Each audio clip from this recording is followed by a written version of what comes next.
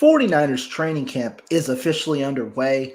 First day was today. Players reported yesterday. A lot of news coming at us. Brandon Ayuk is there. Trent Williams is not. We've got some injuries, this and that. But football is finally back.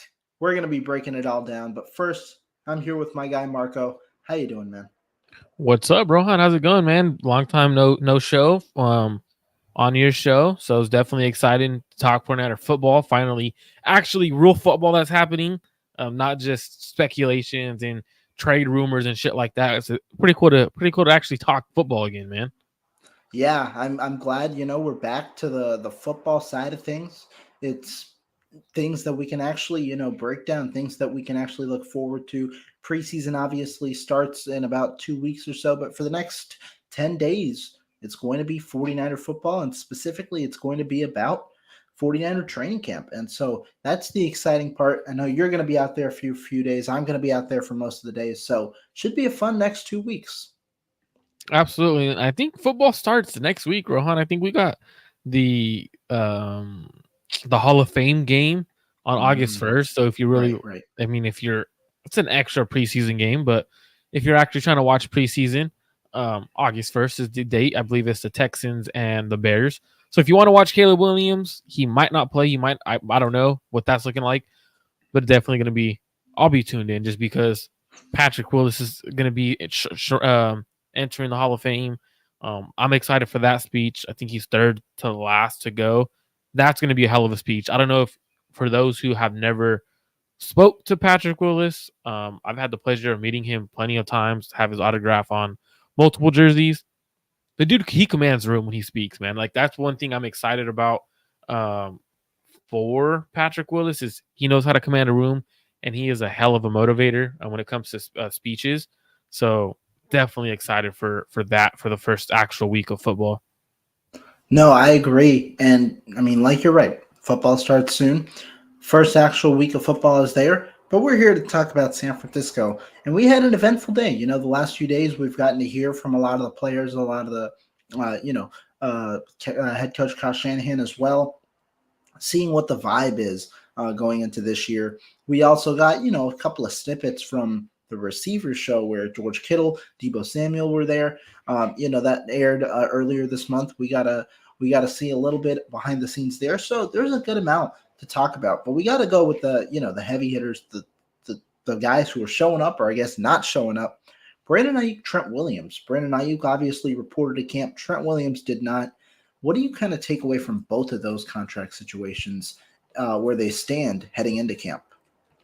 So the way I see it is for Trent, he has more flexibility to sit out, right? Like I know a lot of people are like, oh, you don't want to lose out on 50,000 a day. And these are fines that the Niners cannot waive, right? Like Trent's taking these fines and there's nothing the Niners can do about it. But he's gotten big contracts before. This isn't his first time to a rodeo like this for contract extension or negotiations. So looking at what he's done in the past, he has the big contracts, but also he has the most like if we look at players who have the most leverage when it comes to contract negotiations with the Niners, I personally think Trent would probably be up there top 3, top 2, maybe 1 when you look at it in terms of negotiation tactics because you look at the offensive line without Trent and it's below average. Like everyone across the offensive line, you don't want Jalen Moore at left tackle. It really hurts your offensive line. So essentially, he has all the leverage in the world. Like it's kind of ridiculous on what he does, but it's also a win-win situation for the 49ers, Rohan, because when you look at the cap numbers over the next few years for Trent, even though there's no more guaranteed money on the books for him, those numbers are actually really high. And the Niners could save a lot of money. I believe it's 14, 17, and like 17 or 18 over the next couple of years. And then one of them is like 40 million at the last end of the last year of the contract. So the way you extend or renegotiate and everything, it benefits the Niners to get Brandon Ayuk done. But also in the future, when you have to sign Purdy to that $60 million contract, it's not going to affect you as bad because redoing Trent's contract gives you a little bit of wiggle room versus Brandon Ayuk holding in.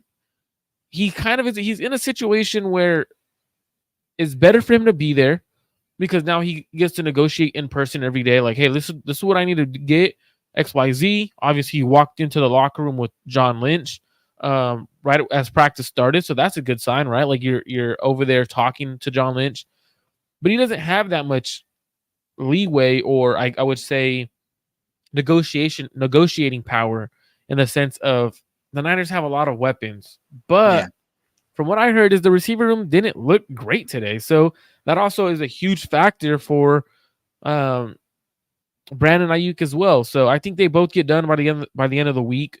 But I definitely think the one that's more important to the 49ers, long season, at least this season's success, is 100% Trent Williams. I think he's way more important than Brandon Ayuk, because at least the offense has other playmakers and weapons, versus the O line is below average without Trent. Yeah, Trent Williams' situation is interesting. It was one that kind of flew under the radar because of the heightened kind of, attention towards Brandon Ayuk and his situation. When you look at Trent Williams, though, I view this as a very similar situation to Christian McCaffrey.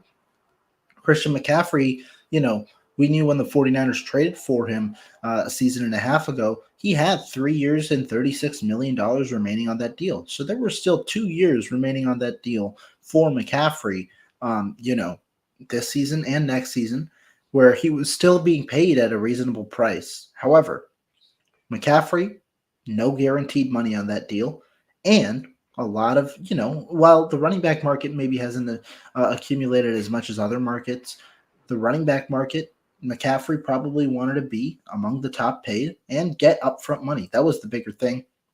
49ers signed him to a 2-year deal, a $38 million deal, $24 million guaranteed. McCaffrey gets his upfront money, and the 49ers are able to structure that contract favorably for the team over the next few seasons, to where his cap hit is under $10 million for a couple of years now. And the Niners, if they need to get out of that deal, it's essentially a 2-year deal, and they eat some money after the third year. So there's a lot of flexibility with that deal, and McCaffrey got what he wanted, guaranteed money up front. Trent Williams signed a 6-year, $138 million deal, that massive deal back in 2021. But all of the guaranteed money on that contract is now over. Of the $138 million, Williams only got $40 million in fully guaranteed money. So it wasn't necessarily as much as you might expect overall. Now, the 49ers still owe Trent, some money because of the way that they've restructured his contract. And there's a prorated signing bonus that is a fairly extensive signing bonus now, that the 49ers are going to have to deal with, because they did restructure Williams' contract in order to save cap space. And so that's why you see his cap hits being up in the 30 millions for the next 3 years, with that third year kind of being like a dummy void year, it's like a dummy year, and then that fourth year is a void year. It makes sense to extend Trent Williams for a similar reason. One, Williams has no money, or has no guaranteed money. He gets a signing bonus likely with his new contract. He'd get money up front. He'd get guaranteed money. And the 49ers now have free will to essentially work this contract to their benefit.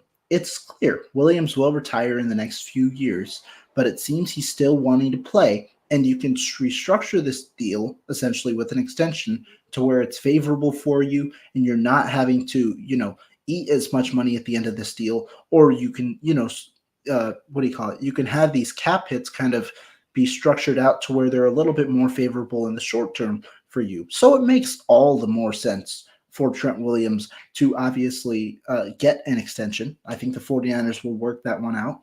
And I think that one, you hope it's done before this year. You're going to save even more money on this year's cap. And you hope Trent Williams doesn't retire within the next year.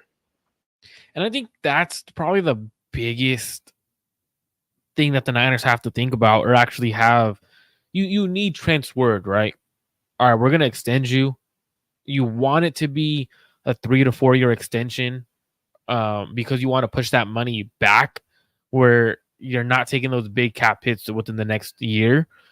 Because if he does decide to retire, you're going to have to restructure into a retirement contract. And either way, you're losing out on cap, and you're in such a tight window where you have a lot of big key guys to extend or restructure, and you're going to be in a tight window within the next few years. So I feel like you have to get Trent's word that we need you at least for another 2 to 3 years.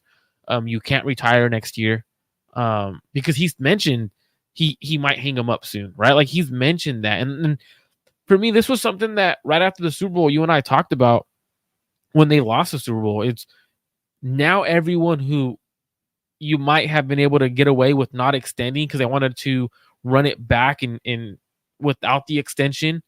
The moment you lose, it's like, whoa, I need that money.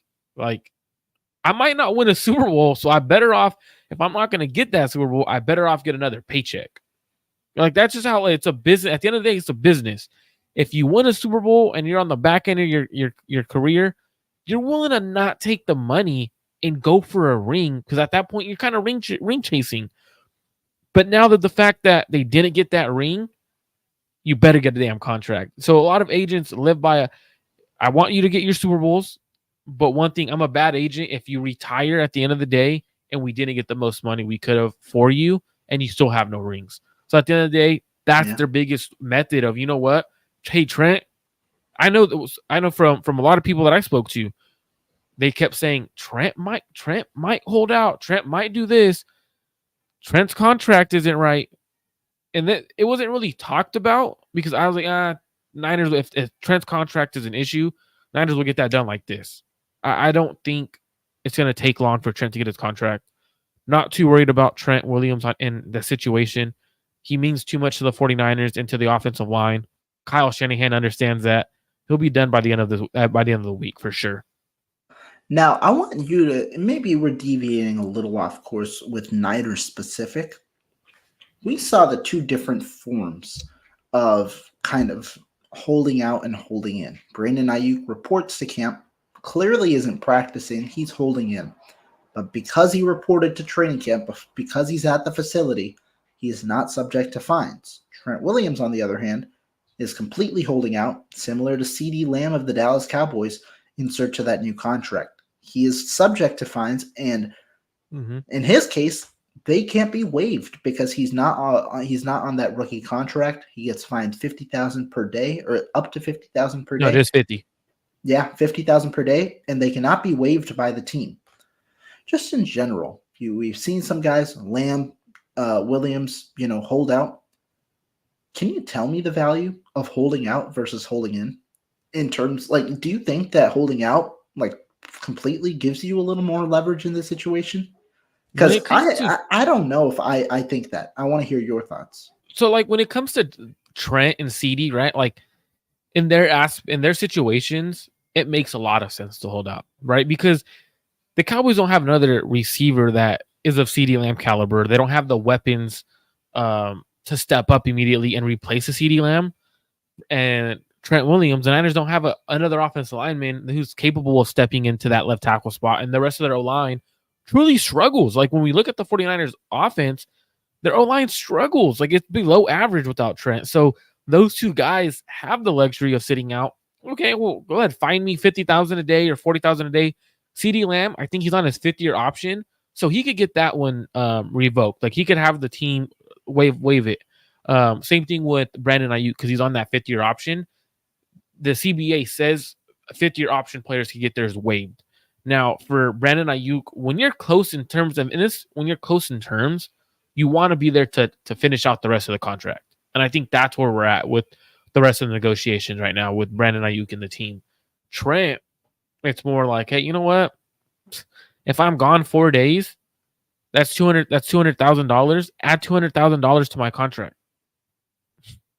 Like, like, all right, you can't waive it, but you're going to add $200,000 to my contract, and you're not going to say no because it's chump change. 1, 2, I know I'm getting that extension no matter what, and I don't got to be at training camp, and I get 4 more days to be at home with my family. I'm not going to be there. Why be at the team facility when I'm not going to practice? I could work out from where I live, and I could be chilling with my family. I think that's where he's at right now, and he knows he's going to get that extra $200,000. For example, if the Niners are at negotiation tables and it's at $25 million, he'll get 25.2. Like, it's at that point, like, that 200,000 really isn't affecting the cap or anything like that. So he'll get that 200,000. Or if he misses 8 days and whatever the case, 400,000, he's going to get that money back in that contract. So for Trent, it makes 100% sense to not be there until your contract's done. You get extra days with your family. It's not like we know Trent will be in shape and everything like that versus CD. Hold out. You're going to get it waived anyways. And then now you have to see what that offense looks like without you. They don't have another receiver that could step up, who could beat the press man against Trayvon Diggs, Deron Bland over there. Makes his market a little bit higher, right? It shows the value of what he is to that team. So two different methods. Brandon Ayuk decided to hold in. Well, when you're closer in contract talks, I think it's smarter to be there to hash it out, finish it up. I think Brandon Ayuk's done by the end of the week as well. Now, I want to say this because for those that don't know, training camp obviously started today in terms of practices. Players reported yesterday. You're going to have a padded practice or non-padded yesterday, a non-padded non-padded today, Yeah. non-padded tomorrow, non-padded Friday. You got 3 non-padded practices. I believe that they get the weekend off, and then Monday is when they come back with padded practices for practice number 4.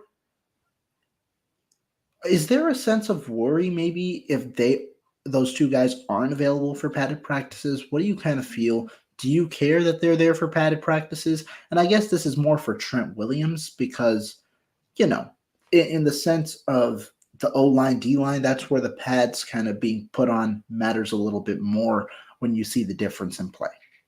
I would say yes for Trent because you want to see that defensive line. You want to see the run game for the 49ers. And it's already been talked about. Like, right, the run game, I've mentioned it a few times on previous shows. The top 3 defensive tackles aren't run defenders. Like, they're not good run defenders. So what does your D line look like, right? Like with Trent there, you're going to be able to see what it looks like against an average offensive line or a little bit above average offensive line. You also want him to be in football shape in terms of like actually getting after, like letting him and Nick Bosa go at it one-on-one, him and Leonard Floyd and pass rushing drills. So, like, I guess you could look at it that, or you want to see him there. I think it's more important, though, for Brandon Ayuk to be there in padded practices over a guy like Trent Williams, because we're probably going to have Trent miss a day or two throughout each week. Like, we're not going to see Trent every day, 4 days straight. He's going to probably miss a day or two. So, realistically, like, you're going to get Jalen more of those reps. But Brandon Ayuk doesn't usually miss a day, and he's the guy to piss off Denam Lenore. Today, I heard Demo wasn't energetic. That's interesting because Demo's a very energetic guy. Like, he's very vocal, likes to talk a lot of shit. Usually it's to Brandon Ayuk. I'm not sure if it's because Brandon Ayuk's not there that he's kind of like, oh, damn, like no one on that offense is really like that, like where they're going to talk back. Fred Warner's very vocal. Last year, him and Brandon Ayuk got in a fight. So I think bringing that energy from Brandon Ayuk with pads on is much more important than Trent Williams, in my opinion, because he's going to miss 1 or 2 days anyways each week. Good point. The last part about I want to hear you. Which one? I want to hear your opinion on it too. Is like now it's like I'm being interviewed right here. Like, I want to hear what you have to say too. I will. I wanted to point out Jesus' comment here. Vikings offensive tackle got paid. Trent Williams going to get $30 million. Christian Darrisaw got about a little over $28 million per year extension signed this week. And so, is the barrier for Trent Williams $30 million? After that, I'll go with my thoughts. What is kind of your thoughts? Do you think he's going to reset the market? Do you think that matters in this situation like it was for McCaffrey? How do you feel? Interesting, because he could reset the market, right? Like, realistically, as an offensive player, offensive tackle, you want to reset the market. If you feel like you're the best in the game, which he probably is one of the best offensive tackles in the game. If not number 1, he's at least top 3 still at this age. But one thing that you also got to factor into is his last game on tape wasn't great, Rohan. The Super Bowl he wasn't great in the Super Bowl. Like, we're being honest, he wasn't the Trent Williams we know. And for him, the Niners may be like, well, you weren't the best offensive tackle last season. You don't deserve that. But he has, like Niner Gang says, Trent holds all the cards. He gets to command what he wants in this negotiation. If he wants $30 million guarantee, $30 million a year, he's gonna get it. If he wants to be the highest offensive tackle, he's gonna get it. And realistically, you could do it because you're gonna save a lot of money over the cap over the next 4 years. So, to be honest, it's worth it. I think that those are good points. For me, when you talk about the hold in versus hold out, I don't know. I think that there is a point in leverage where the team understands that you're not there and they can see how the offense or defense or whatever functions without you. But I also think it's an intriguing move if you hold in, you report, you miss all the drama that comes with the holding out, and you're not practicing. You can first-handedly see how the team is performing without you there, without you on the field. To me, yes, for the most part, the fines get waived. It doesn't matter when players hold out. I just don't see necessarily there's an increased value when they do, unless it's more personal. Like you said, maybe for Trent Williams, you don't got to be there for 4 more days. You can chill. You get an extra week essentially off before you have to go back into work and things like that. I understand that aspect, but from a purely football aspect, I think the leverage part with the holdouts gets a little overblown because of how the new CBA is structured. And do you think, because I know you mentioned like they get to see firsthand in person what the team looks like. So, for example, do you think Trent still has access to his iPad and everything, like, or does his iPad get shut off? I'm Oh, sure he I has an think he's iPad, got like, right? access. I So, think like, a guy like Trent with 3 years specifically left, I think he's got full access so do you probably. think Yeah. do you think CD has access? I think he got him, no? Right? You Because had like it. because in that sense, the team knows that regardless, that player is going to be there. Regardless of whether they get that extension, they're not going to trade him. I guess they probably do have access, no? So then at that point, you don't have to be there, right? Because like I have it all on the tablet. I'm watching. It's damn. The receivers can't create separation. Holy shit! Jalen Moore cannot block anyone to save his life. Like right, like you have that access in front of you. So realistically, like, you don't have to be there, and you still have that access. So I wonder if teams in this kind of situation were like, you don't need to see this because you're not in any of these clips. Power off. Like I'm sure they have the access to do it. Like now that gets personal. That could cause drama, but I'm sure they have the access to do it if they really wanted to. But at the end of the day, they have that iPad with them, so they have the access. That's a fair point. I mean, I can't argue with that. That's true. Other part about today, injuries. There were a couple that were reported. Leonard Floyd, it seemed like he had pulled something early. He Cramped. He did cramped. It return, was so yeah. It was a cramped, cramp. So I return back into the team drills. But the two bigger ones, Demetrius Flanagan-Fouts, and then fourth-round rookie Isaac Guerendo, the running back. Guerendo pulled a hamstring, has a history of hamstring issues. He was pulled for the rest of the day. Flanagan-Fouts had his own issue as well. What do you kind of think about the injuries here on day one and the non-padded portion? on injuries on day one, man, it sucks to see any injury throughout camp, especially on day one. With players that are trying to get into their groove, and then you have to start rehabbing, and you're behind on everything. You become out of condition. You can become unconditioned, right? It sucks for Isaac Guerendo because he's had hamstring injuries in the past. He missed 8 games when he was with Wisconsin. You know that, like you talked about it when he was drafted. And it makes me wonder. So Christian Watson, at one point, he had hamstring injuries in college. Watson from the Green Bay Packers had injuries at North Dakota State. Had injuries his rookie year for his hamstring. Goes to a specialist. Forgot what college it was. I'll look into it to see what college it was so I know exactly where he went. They did grafts on both hamstrings, and I wonder if this is the case with Isaac Guerendo because he's had hamstring injuries that are constantly flaring up, where one hamstring had a significant amount of less muscle. So he started working out that hamstring on solo exercises to get it back up, and it's supposed to help you prevent hamstring tears or hamstring injuries. So Isaac Guerendo may have that issue where one hamstring stronger than the other, and that's why he's pulling one, or that's why he pulled one in camp. Demetrius Flanagan-Fouts. It sucks because he's probably gonna be your fourth, fifth linebacker, special teams ace. Um, not returning to practice is a big thing. Leonard Floyd, it was a calf cramp from what I was told.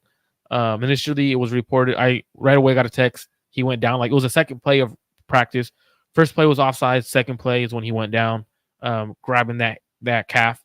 And the way it was sent to me was kind of worrisome because he grabbed the lower part of his calf initially, in that ankle range. So people thought it was just a rolled ankle. But then he hobbled off the field. It was just cramps. Got back into the action. Thankfully, nothing serious. But man, something about rookies getting injured worries me, right? Like if you're an agent, you're a coaching staff, let's normalize after the combine having your player take a month off, take a full actual month off, because you go from spring ball, you go from all this college ball the whole season. Right after the season, you most likely you have a bowl game, and then you go straight into prepping for the draft every single day, and then right after you go to rookie mini I camp, mean, right after combine, it's pro days and things like that, pro and days. then So you're still prepping. the next month after it's rookie minicamp. You're not going to not be prepping there in that month because you need to be ready for the time that you got to go and perform at rookie minicamp. So like it's just very like if they go like a solid, honestly, it's like a full year without taking a break, because they go from their spring ball and they go all the way to the start of July or the end of July. So like they're going a big chunk of time, and this is why we're seeing a lot of rookies get injured. In my opinion, is you're not taking that proper care, and I think this is something that the Niners should think of. Like, hey, you know what? The moment you draft a guy, we don't want you working out. Take 2 to 3 weeks. You could get back in shape. You don't have to work as hard. You can still condition every day. Like you can still do your conditioning. But when you're extremely pushing your body, I think that's where we're getting some of these injuries from. And it sucks to see for rookies getting injured. Isaac Guerrero and Ricky Pearsall, 2 hamstring injuries. That tells me they're working their ass off the entire process. And it's very unfortunate for rookies to get behind during their first training camp. Yeah, I mean, I agree. The Ricky Pearsall is the one that also, he joins the NFI list, and it's unfortunate that they start behind the 8 ball. Garendo obviously was expected to get one of those running back spots, for one of the 4 running back spots, not including Kyle Juszczyk, just because of the way he was drafted. Team has high hopes for him, traded up for him, but now you're not going to really get much, at least in the early portion of camp.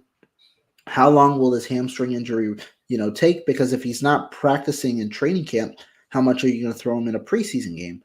And there are guys behind him, Cody Schrader, who definitely want opportunity, and are deserving of opportunity. At receiver, it's intriguing. Brandon Ayuk.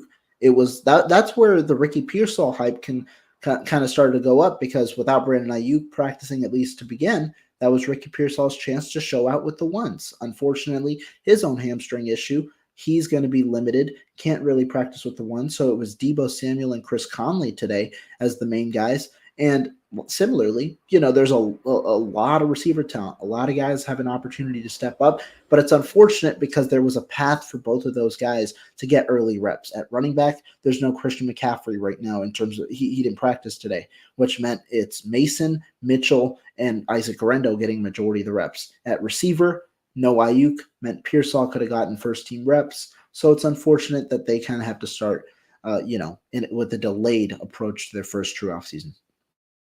What's crazy is we mentioned all these guys and like they're young receivers, right? The player that I was shocked by, I got a text message, and this is someone who's like the best receiver on the field, man. They're like, when people look at, he's like, when I watch football, he still watches it as a scout, like and evaluator. I'm not watching it in terms of stats, who's getting the ball. Obviously, there's things that dictate who's getting the ball and stuff like that. He goes, Danny Gray might be the best receiver out here in terms of how he looks, route running, speed, hands look strong.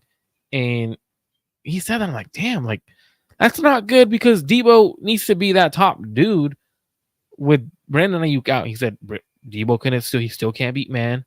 Tight, the hips still look tight. Like there's nothing, like you can't train that out of him. And then he's mentioned Jawan Jennings looked really good. So when I heard, I'm like, man, Danny Gray? I was like, there's no way, bro. Like at first I didn't believe him. And then he texted me, I was like, dude, I don't believe you. Like, no, I'm serious. He goes, Danny Gray is gonna have a good camp. He goes, if he stays healthy, he goes, Danny Gray will have a good camp. So we'll see if that's true. Um, We you already know, saw that clip, he well, catching a even pass even from without Brock. that clip, we heard Kyle Shanahan mention a play, the play that Mustafa had the interception. He said, "I really liked the route. I thought Danny Gray beat the corner deep." And he goes, and Mustafa just made a play. So it was Grant did say the ball was underthrown. I'm not sure what it was. Grant did say the ball was underthrown.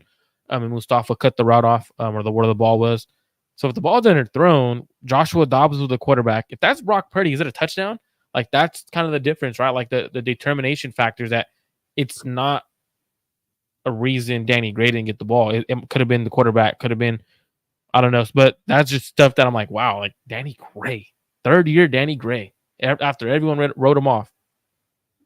Well, it's a make or break offseason for sure for Gray. And so this is a key part for him. He's got to definitely produce. Opportunity, like I said, is there. What can he make of it? Because the spots are limited for sure at receiver this year with the Niners drafting two guys. Let's go a little more in depth into this week. Non-padded practices, as we said.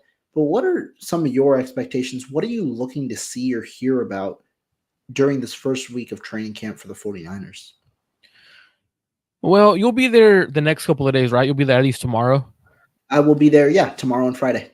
So since you'll be there tomorrow and Friday, what I'm expecting to hear, or at least for what you'll see, is what I'm expecting you'll see there. Um, I want to see or hear about Ronaldo Green, where I'm expecting him to start coming in, like give him a day. I heard he was good, just very handsy. Um, give him an opportunity. I want to see D Winters. I heard D Winters probably best shape of his life, like best shape of his life, right? Kind of guy. Um, I'm hoping that. I want to see the offensive line, the rotations. Today it was from left to right. It was Moore, Banks, Brendel. You're going to be surprised, but it was actually Spencer Burford and then Colt McKivitz. So that was the starting offensive line. What does right guard look like tomorrow? Is Kyle planning on rotating them over the first couple of weeks until someone actually takes that job? You won't know who wins that job until pads are on, in my opinion. Can't really tell when pads are not on. How do all the second year players look? Like it's kind of a like determination on if you had a good draft class. This is a year they're gonna actually show something, gonna take a job. Cameron Latu, not even mentioned by Brock Purdy anymore. So that's concerning. So that's kind of the stuff I'm expecting to hear or see. Most importantly, my expectation is defense looks solid in terms of blitz packages. If that's not something that people notice right away during whether it's walkthroughs or during actual camp, and there's no blitz packages, kind of concerned, because what was the point of hiring Nick Sorensen? Like if that's really what, like if there's, you have to have something different, or why did you fire Steve Wilkes if Nick Sorensen comes in and he's not doing anything different when it comes to blitzing? I'm glad you brought up Nick Sorensen because I saw a quote, I believe it was from Fred Warner today. And I've seen a couple of these where, some of these players seem pretty impressed by Sorensen. They're gassing him up a bit. Might be the first year coordinator trying to get his confidence up and things like that. But do you think things are maybe on the uptrend for Nick Sorensen ahead of year one? Do you think that, maybe some of the initial reactions, the initial criticisms, or the initial worries, do you think some of those are kind of brushed away as of now? Can you go ahead and repeat that question? I didn't really understand it. Can you go repeat it one more time for me? A lot of players, they're hyping up Nick Sorensen a bit, talking about him and his mind. Do you think some of the worries about him entering year one are maybe not as big of a worry anymore because of what you're hearing from the players? Or what is kind of your opinion on Nick Sorensen at the moment heading into camp? The way I see it is, you know how you hype me up, Rohan? Like how, like, because we're boys, that's how I see it, to be honest with you. Like, I don't want to, like, shit, for the longest time, we hear players all the time hype each other up, right? We heard last year Drake Jackson looks great in practice, or great looks great in shape by players and coaches. Every year we hear that about people, and then they end up not being good, or they don't show up. So for me, I feel like it's just a player hyping up his coach, trying to give him that confidence, especially when you're the captain of the defense. You have to give him that confidence. You have to give him that kind of energy. So for me, I kind of feel like it's just Trent or Fred talking to hype his coach up. I'm not gonna write it off yet because we haven't seen nothing yet, right? For me, I'm very big on the actions of the coach or the actions of the player rather than the voice of what everyone's saying. I feel you on that. And that's understandable given that he hasn't been, a DC yet. And this is a really crucial year for the 49ers. Defensive coordinator was a position that they missed on last year, admittedly. Steve Wilkes was a guy who a lot of people liked, but clearly his message or the way that his coaching style didn't resonate in the locker room. The hope is that Nick Sorensen's will, but he's got to prove himself. I remember back in whenever minicamp was in that area around May or so, Warner had similar thoughts about Sorensen. And the intriguing part is when I was initially thinking about the 49ers defensive coordinator search back in February or March, I was thinking about what worked in the past. And it was, D'Amico Ryans, Robert Saleh having that front seven experience, knowing how to utilize that front seven well. Well, it seems like, last year where some of the defensive backs had the endorsement, Talano Hufanga I know did, of Steve Wilkes, Fred Warner has the endorsement here of Nick Sorensen. And I'm hoping that relationship can help Sorensen as he kind of finds a way to utilize the front seven, be it with the blitz packages that you want to see that you mentioned, or be it in, the different ways that made the 49ers defense as strong as it was in years past. That's what I'm curious to see in the first few weeks or, these 2 weeks about Nick Sorensen is how does he like to utilize, his front seven? What's going to be a change defensively from last year that can help propel this 49ers defense to be a better unit than they were in 2023? And I think when you look at like Nick Sorensen, right, for me, what concerns me the most is last year he didn't feel like he was ready, right? Like that's why the Niners went with Steve Wilkes. Kyle Shanahan kind of mentioned that in a previous press conference. Like, well, we wanted to go with Nick last year, but he didn't feel quite ready yet. Like, mentioned that a little bit, I think, or it might have been Nick who mentioned it, that he wasn't quite ready yet last year. What's the difference between a year? Like, you weren't ready last year, but you're ready this year. What's the difference? Like, do you think there's any difference? Like, what could you have learned in that 1 year under Steve Wilkes and Steve Wilkes' staff? Because technically it is Steve Wilkes' staff defensively. What could he have learned that has him ready all of a sudden? Or could it be the Niners when they were saying that or admitting they made the wrong decision in not giving Sorensen the gig last year, and letting him kind of work through it? But I mean, like, if you feel like you're not ready for something, that's a confidence thing, right? Like, what's your confidence level if you feel like you're not ready for something, you end up getting that position, and let's say right now, like, he still feels like he's not ready. The confidence isn't there. What does that look like?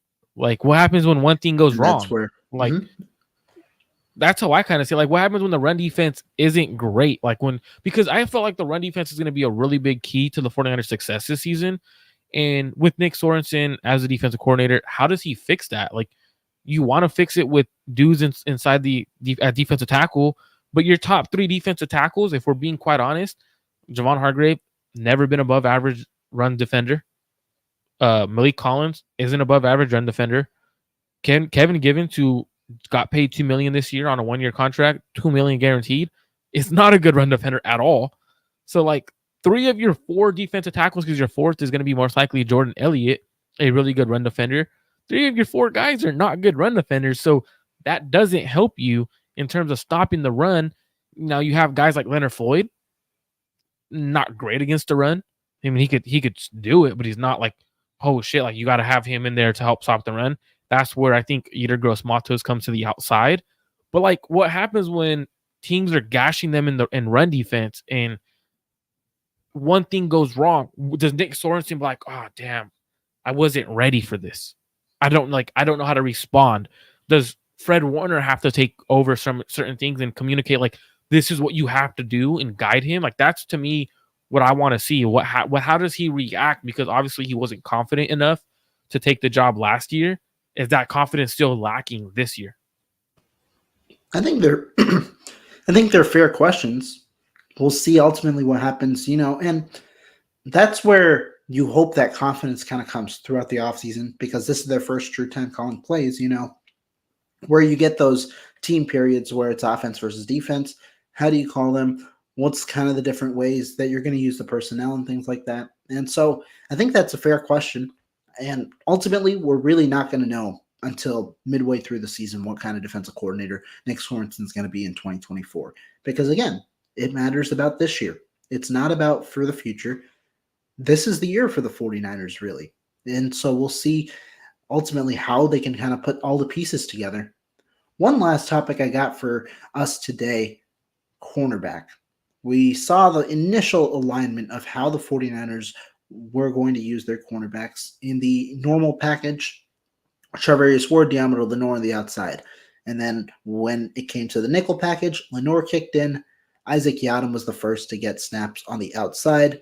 You asked about Renardo Green. Reports said that he primarily played with the second team defense today, and he was alternating between inside and outside. What do you kind of take away from the cornerback group and the initial alignments for, how things might be with the top defense? It makes a lot of sense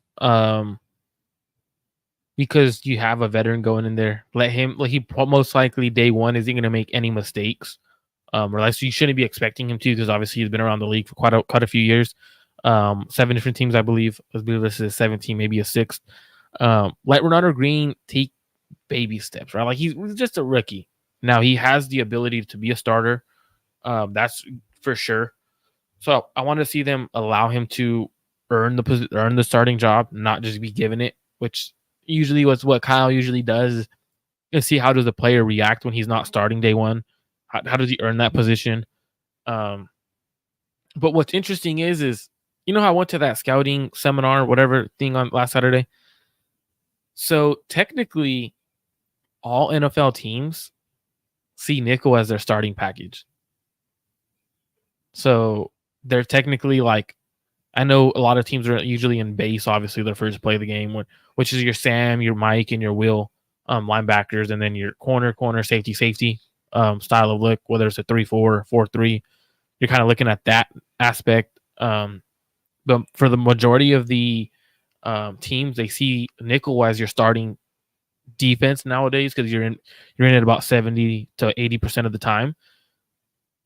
So all he has to do is sneak out a job right there, like, and you're on the field 70 to 80%. So Yiadom looked good. I heard he looked good against Deebo Samuel. But also, if you're in press man against Deebo, like if the Niners plan on being in press man, Yiadom's gonna look good. That's his style of game. If they plan on being in that cover 3 or a more zone look, he's gonna be a little more conservative. He's not gonna be the corner that they're expecting him to be, or that the fans think he's going to be in zone. He's not. That's not who he is. So if you're gonna be in press man, Yiadom makes sense to start until Green is ready. But I think eventually it'll be a mixture of those 4 corners.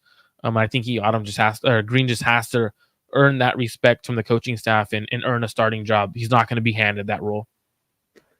Do you think Deommodore Lenoir starting on the inside could be a play about his contract as well at this stage in the offseason? Or do you think this is just truly how the Niners feel their corners best align?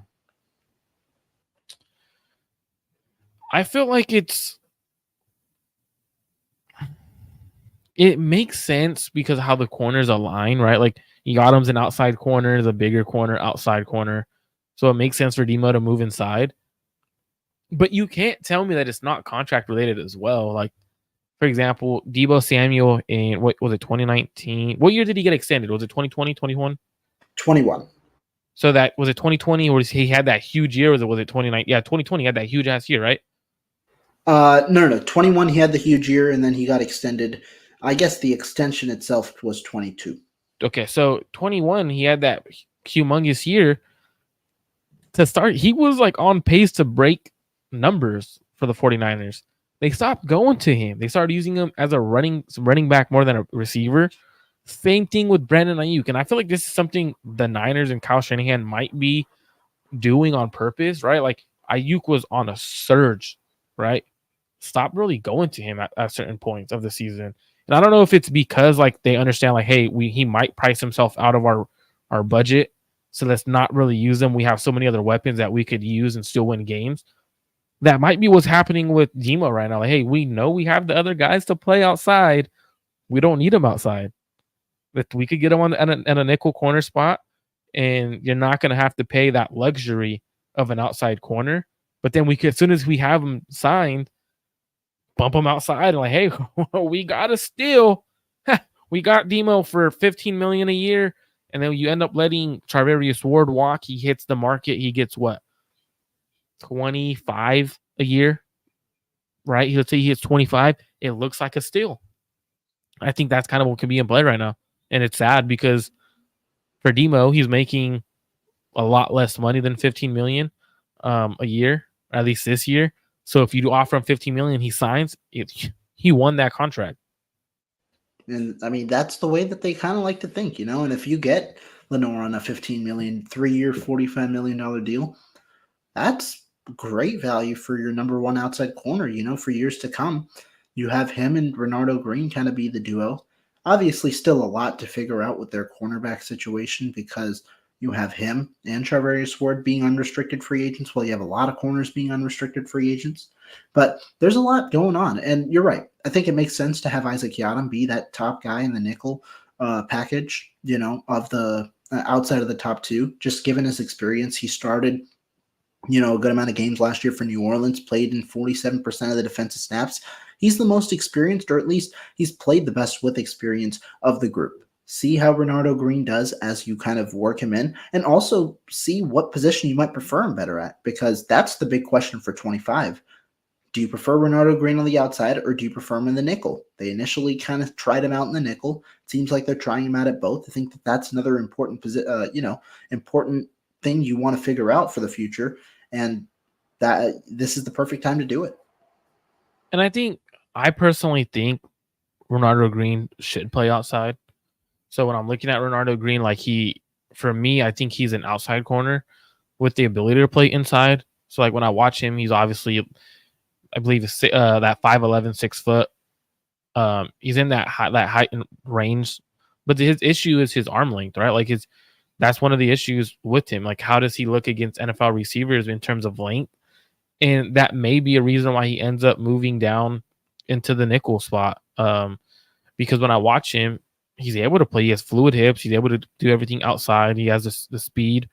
And when you look at the nickel corners, they tend to be on the smaller side. They tend to have the shorter reach. So I mean, but even then, like something that I learned at the scouting seminar is teams don't necessarily care if you have 32-inch arms. I know usually the numbers that like draft media or Twitter media, when it comes to the draft, they say 33-inch arms for outside corners. Actually, NFL sees it as 32-inch. Like they see 32, and if you look at Renardo Green, he was 31 and 1/4. Is that going to be is that pretty much? It's pretty much 31 inches. So you're not far off. It's 1 inch off. But is that what the Niners like? You know what? He lacks the length outside. He has to go inside. It could be a factor. I mean, at the end of the day, usually measurables do play a factor in what you can and can't play in the NFL. So, I mean, unfortunate, but I think he should be given the shot to play outside first because he has the film at Florida State, which is a big school, and he locked up Malik Neighbors. He locked up some of the best receivers in the nation. So give him the opportunity to be outside first. I agree. I think, especially at this stage, if you aren't sure whether he's going to play inside or outside, especially given his experience on the outside and that his measurables can fit an outside corner, try him there first. If it doesn't work out, you always can move him to nickel, and he's got the size to play nickel as well. And so I think that that's how you kind of figure out the cornerback situation from there, not only for now, but also for the future.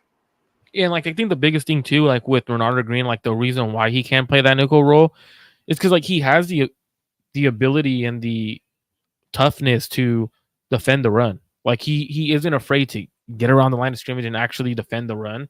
So I think like it gives you that advantage. So I think honestly, I truly think he may start. Like it's only a matter of time. Like at some point you got to start playing young rookies, because what happens when, let's say he doesn't start, right? Autumn starts. You obviously have 2 free agents next year that are going to be huge free agents. So whether he starts or Darrell Luter starts this year, like you have to figure out who your next guy in line is, unless you plan on, you know what, F it, I'm signing free agents. I'm drafting high end corners early in the first round, because at some point you got to have rookies play to see what they truly are.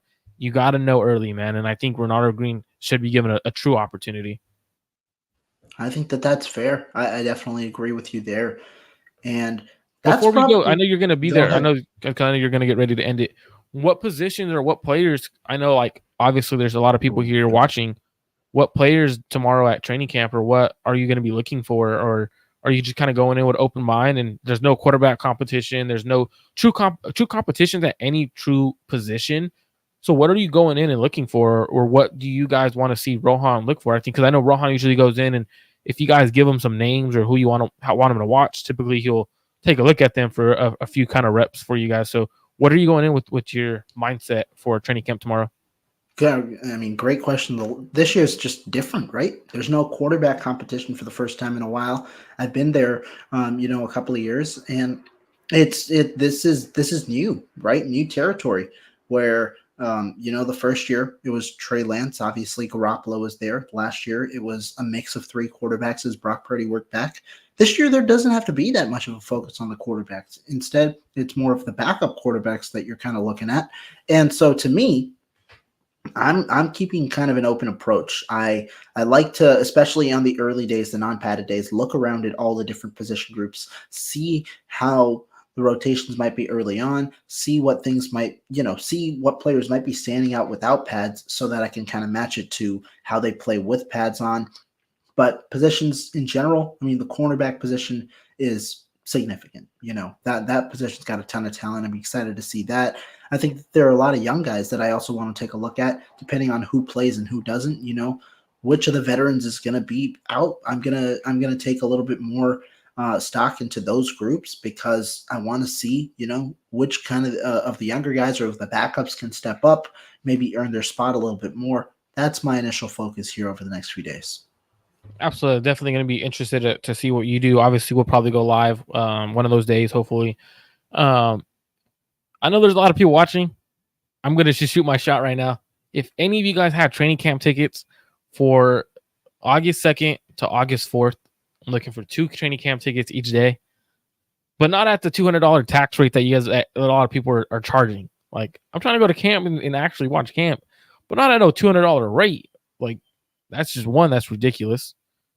So if you guys have any training camp tickets for August 2nd to August 4th, please direct message me on Twitter at Marco_Mart1205, or comment on this channel or Clet Gene Sports channel, so I can try to get training camp tickets. Like, I don't know where to go. Like, everyone is trying to charge $100, $200. Like, I'm not paying $100 for a training camp ticket.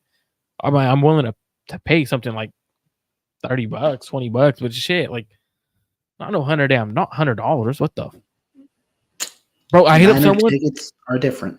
I hit up someone and they're like, $200, bro. $200 for what? Each ticket? He was like, yeah. Are the Niners playing the Packers? Like, are they playing? Like, that's more expensive than the preseason tickets. Like, I have someone who could give me preseason tickets. I will say this, because I got them for somebody else. I have multiple preseason tickets for significantly cheaper than $200. Bro, like, and those are good seats too. Yeah, and they probably come with food. Yes. So it's like, bro, like, I'm like, what the is going on? Like, it's never been this hard to get training camp tickets. Over like the last 6 years I've gone, and never been this hard. 2, people have never charged this much for training camp tickets. So, like, if you guys have training camp tickets for August 2nd to August 4th, hit me up. Like, I'm not going to pay $200 though. I'm not going to pay $100 for a ticket. But hit me up. We could talk, and I could try to get some training camp tickets for those dates. But man, I'm glad Rohan's gonna be there. But shit, someone hit me up. Training camp's gonna be fun though. I'll be there tomorrow. Hope Marco can join me a couple of days. We'll see. I Think don't I'm want to only not join gonna you. I be don't want to there. see. I don't want to see that ugly face of yours, my guy. Well, right now you're not having any luck even being there, so I don't got to worry about that. Wow. All right. And no, just messing with you. Hopefully I can, bro. So I could go see you and go get some B-dubs or something like that. Because if you guys didn't know, Rohan, if in that area, I asked Rohan one time, I was like, Rohan, what's your go-to place, right? And me and my wife will never forget this. Like, Rohan, what's your go-to place? Let's go get some food. This guy says, let's go to B-dubs. Buffalo Wild I'm Wings. a I'm like, college kid. bro, but What do you like think I'd be doing on a Saturday night? a mom and pop shop. UFC fight night. I go over there. I just, I'm sitting down for 5 hours, enjoying myself for a couple Bro, but hours. you don't have no mom and pop shops like in the area. They're like, oh, this place is like a family restaurant, not expensive, family restaurant in the area. Usually always good food when you go. Bro said, let's go to B-dubs. Like, bro, Man, what? y'all judging too much. What, Rohan? You don't have like that small mom and pop shop in the area. I'm a mom and pop shop kind of guy. So like time. if you have an area, like if you recommend something, mom and pop shop near Levi Stadium or any stadium I'm ever near or whatever, recommend it to me. I will 100% go. Like I'm all about supporting local, and usually it's better food. So That's true. Slater's 50-50 was good. Fire wings. There's a wing spot near the stadium that's pretty good too. I forgot what it's called. Yeah. But not no B-dubs. Come on, Rohan. If I go this year, the expectation for where we go from a mom and pop shop is high now. Like you got to find something for us. Like I know you have a mom and pop shop you guys regularly go to. Yeah, no, we do. But I'll probably take you to B-dubs again, or we'll figure it out. He's gonna end up taking me to go to Panda Express so we could try to meet George Kittle. Something like that. I mean, why not? It's worth a shot. Yeah, that's hilarious. But 49ers training camp, we start tomorrow. I'll be there. Marco, you're going to be there second anyway, right? Second, third, one of the days? I'm hoping. I have no tickets right now. We're hoping. We'll see. You're going to make me cry. I'll be there as well.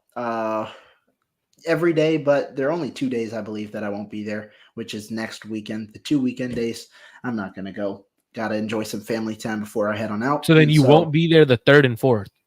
3rd and 4th, yeah. I don't remember I think 3rd and 4th. Do you have tickets for those days? No.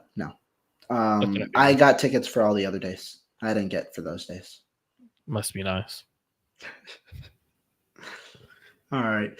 But thank you guys so much for watching. Everybody that's still tuned in, everybody commenting.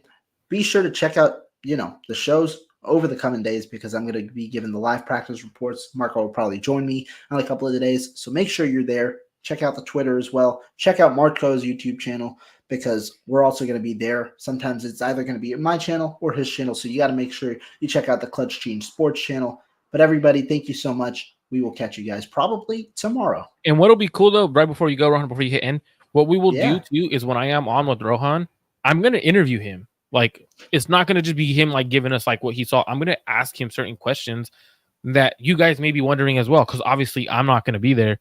So it's going to be like a question asking Rohan, and then you guys are also in the comments asking him. So make sure when you guys tune in and he's there, like ask him questions that you would typically ask because he could probably answer them for us. So thanks, Rohan, for being there. Thanks for the great show today, Rohan, and hosting today. Hope you guys all have a great rest of your night. Sorry about that, Rohan. Nah, exactly. Appreciate you. That's what we're going to do. And we'll see you guys soon.